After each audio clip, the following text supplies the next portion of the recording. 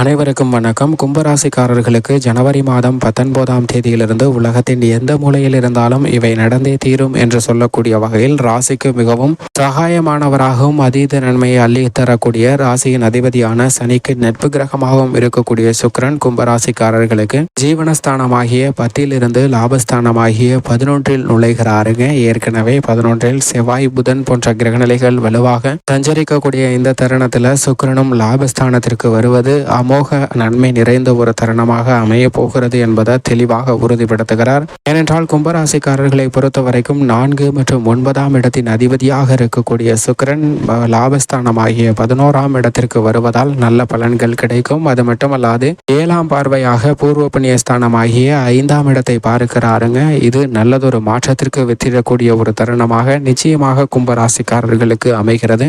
உலகின் எந்த மூலையில் இருந்தாலும் 19/1/2024 முதல் சுக்கிரன் தனது சமகிரகமாக இருக்கக்கூடிய குருவின் ஆட்சி வீடான தனுசு ராசியில் நுழைகிறார். இதன் காரணமாக பல்வேறு விதமான மாறுதல்களும் யோகமும் அதே சமயம் கவனத்துடன் செயல்பட வேண்டிய தருணமாக இவையெல்லாம் அமைகிறது என்பதை சுக்கிரன் உறுதிப்படுத்துகிறார் என்று ஆராய்ந்து பார்க்கும் போது சுக்கிரன் குருவின் ஆட்சி வீடான தனுசு ராசியில் அமர்வது பல நல்ல யோகம் நிறைந்த ஒரு அமைப்பாக பார்க்கப்படுகிறது.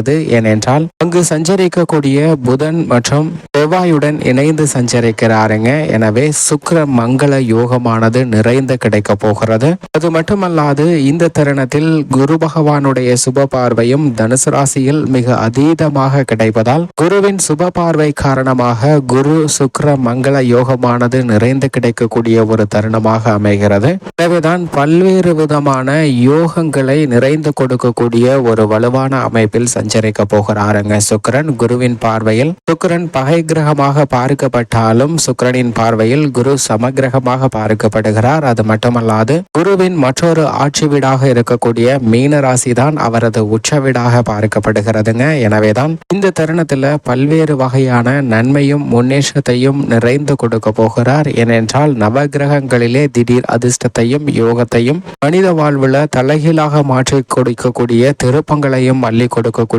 சக்தி வாய்ந்தவராக இருப்பவர் சுக்கிரன். அப்படிப்பட்டவர் மிக வலுவாக சஞ்சரிப்பதன் காரணமாக எதிர்பாராத நல்ல பல வாய்ப்புகள் நிறைந்து கிடைக்கும். அதிலும் குறிப்பாக 2, 4, 5, 7, 9 மற்றும் 11 ஆகிய இடங்கள்ல சஞ்சரிக்கும் போது அபரிவிதமான வளர்ச்சியும் முன்னேற்றத்தையும் அள்ளி கொடுக்க போகிறாருங்க.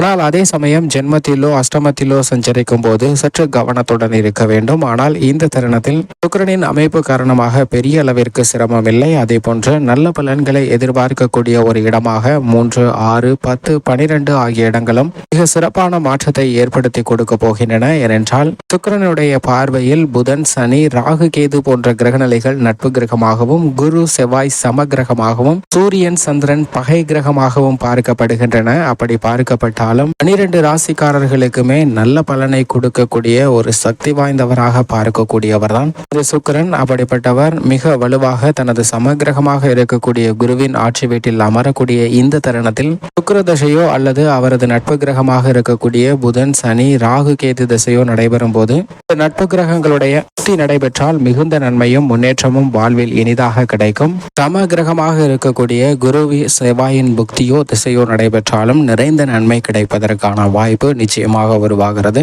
ஆனால் அதே சமயம் சுக்கிர திசை நடைபெறுகிறவர்களுக்கு சூரிய புக்தியோ அல்லது சந்திர புக்தியோ நடைபெறும் போது சற்று கவனத்துடன் இருக்க வேண்டும். என்றால் சின்ன சின்ன தடைகளை சந்திப்பதற்கான வாய்ப்பு இருக்கிறது என்பதை தெளிவாக உறுதிப்படுத்துகிறாருங்க.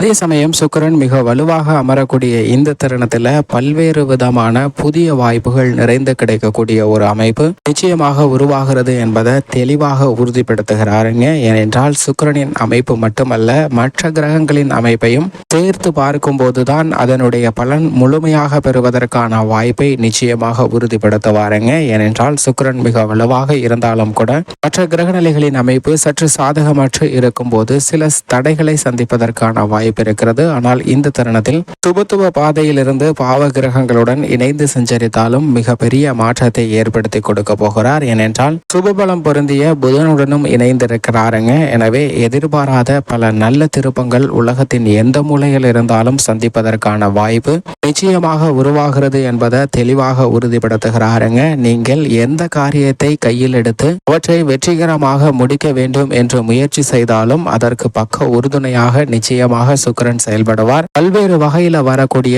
காரிய தடைகளை விலக்கி விடுகிறாருங்க. பொருளாதார ரீதியாக மிக வலுவான முன்னேற்றத்தை ஏற்படுத்தி கொடுக்க போகிறார். குடும்ப வருமானம் உயர்வதோடு மட்டுமல்லாது செல்வ செழிவு, ஆடம்பர வாழ்க்கை, வசதி வாய்ப்பு போன்றவற்றை மிக அபரிவிதமாக ஏற்படுத்தி கொடுக்கக்கூடிய வாய்ப்பை நிச்சயமாக உருவாக்கி கொடுக்க போகிறாருங்க சுக்கிரன். அதே சமயம் இந்த தருணத்துல அதீத சிந்தனையை தவிர்ப்பது மிக முக்கியமான ஒன்றாக தேவைப்படுகிறது. ஏனென்றால் ஒரு செயலை செய்வதற்கு முன் இந்த செயல் குறித்த சிந்தனையை சற்று நீங்கள் பலப்படுத்திக் கொள்ளலாம். ஆனால் ஆழ்ந்த சிந்தனையும் அதீத ஓவர் திங்கும் பெரிய அளவிற்கு அந்த சிந்தனையை தடை போடக்கூடிய ஒரு தருணமாகவும் அந்த செயலை செயல்படுத்த இயலாத ஒரு தருணமாகவும் மாறிவிடுகிறது. எனவேதான் சுக்கிரன் தனது நவகிரகமாக குருவை பார்த்தாலும் குரு பகை கிரகமாக பார்க்கிறாருங்க. எனவே இந்த நேரத்துல ஓவர் திங்கிங்கை தவிர்ப்பது மிக முக்கியமான ஒன்றாக பார்க்கப்படுகிறது. எதை குறித்தும் அதீத சிந்தனையை தவிர்த்துவிட்டு ஒரு திட்டத்தை செயல்படுத்த முயற்சி செய்யுங்க. அப்படி செயல்படுத்த முயற்சி செய்யும் போது அதில் எழக்கூடிய சிக்கல்களை சமாளிப்பதற்கான வாய்ப்பு நிச்சயமாக கிடைக்கும். ஆனால் இது நடந்துடுமோ அது நடந்துடுமோ என்று ஒரு விதமான பயத்துடன் நீங்கள் தொடர்ந்து சிந்தனை செய்து கொண்டிருந்தால் மட்டும் அதற்கான வாய்ப்பு வெற்றிகரமாக அமையாது. தொடர்ந்து சிந்தனையிலே அந்த காரியம் தோல்வியை தழுவதற்கான ஒரு சூழ்நிலையை உருவாக்கிவிடும் என்பதை தெளிவாக சுக்கிரன் உறுதிப்படுத்துகிறார். எனவே சுக்கிரனின் அமைப்பு காரணமாக அதீத ஆழ்ந்த சிந்தனையை தவிர்த்துவிட்டு முடியுமா முடியாதா என்ற முயற்சியில் ஈடுபட்டால் நிச்சயமாக அதில் வரக்கூடிய தடைகளை விலக்கி காரிய வெற்றியை ஏற்படுத்தி கொடுப்பாருங்க சுக்கிரன். அந்த அமைப்பில் மிகவும் வலுவாக வீற்றிருக்கிறார். எனவே இந்த சந்தர்ப்பத்தை சரியாக பயன்படுத்திக் கொள்ளுங்கள். இப்படி சுக்கிரனின் அமைப்பு இருக்க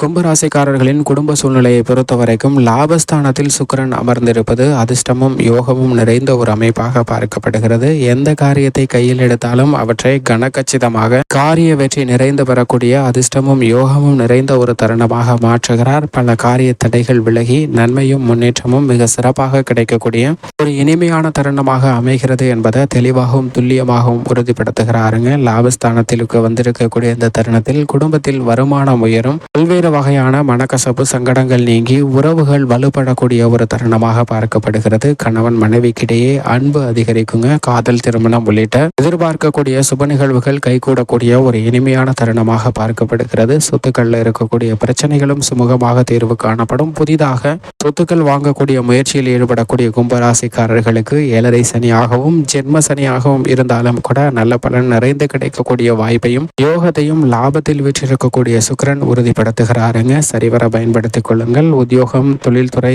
அதிபதியாக இருக்கக்கூடிய சனி பகவான் ஜென்மத்தில் இருந்தாலும் அவரது நட்பு கிரகமாக இருக்கக்கூடிய சுக்கிரன் லாபத்தில் இருப்பதால் புதிய வேலை வாய்ப்பு, நிரந்தர வேலை வாய்ப்பு, வெளிநாட்டு வேலை வாய்ப்பு உள்ளிட்ட பணிகள்ல நல்ல பலன்கள் நிச்சயமாக கிடைக்கக்கூடிய ஒரு தருணமாக பார்க்கப்படுகிறது. தொழில்துறை, வியாபாரத்துறையில் தொடர்ந்து லாபம் அதிகரிப்பதற்கான வாய்ப்பு நிச்சயமாக கிடைக்கிறது. ஆனால் அகலக்கால் வைக்க வேண்டாம். எதை செய்தாலும் திட்டமிட்டு செய்வது ஜென்ம சனி காரணமாக நல்லதொரு மாற்றத்தை கும்பராசிக்காரர்களுக்கு நிச்சயமாக ஏற்படுத்தி கொடுக்கும். கலைத்துறையின் நாயகனாக இருக்கக்கூடிய சுக்கிரன் லாபத்தில் அமர்ந்திருப்பதால் கலைத்துறை ரீதியாக புதிய வாய்ப்புகள் மிகவும் அபரிவிதமாக கிடைக்கும். உங்களது திறமைக்கு வெற்றி கிடைக்கக்கூடிய அதிர்ஷ்டம் நிறைந்த தருணமாக பார்க்கப்படுகிறது. கட்சியில் செல்வாக்கு அதிகரிக்கும். மக்கள் மத்தியிலும் செல்வாக்கு உயரக்கூடிய இனிமையான தருணமாக அமைகிறது. மறைமுக தொல்லைகள், எதிர்ப்புகள் போன்றவை விலகக்கூடிய ஒரு தருணமாகவும் கல்வியில் நல்ல முன்னேற்றம் கிடைக்கக்கூடிய ஒரு தருணமாகவும் பார்க்கப்படுகிறது. விவசாயத்துறையின் அதிபதியான செவ்வாய்க்கு சமகிரகமாக பார்க்கக்கூடிய சுக்கிரன் லாபத்தில் அமர்ந்திருப்பதால் விவசாயம் சார்ந்த பணிகள்ல விளைச்சலும் வருமானமும் அதிகரிக்கும். கால்நடை வளர்ப்புல ரெட்டிப்பு லாபம் பெறக்கூடிய யோகம் நிறைந்த ஒரு தருணமாக பார்க்கப்படுகிறது. பெண்மணிகளை பொறுத்த வரைக்கும் பெண்மணிகளின் நலனுக்கு பொறுப்பேற்ற குரு 3இல் இருந்தாலும்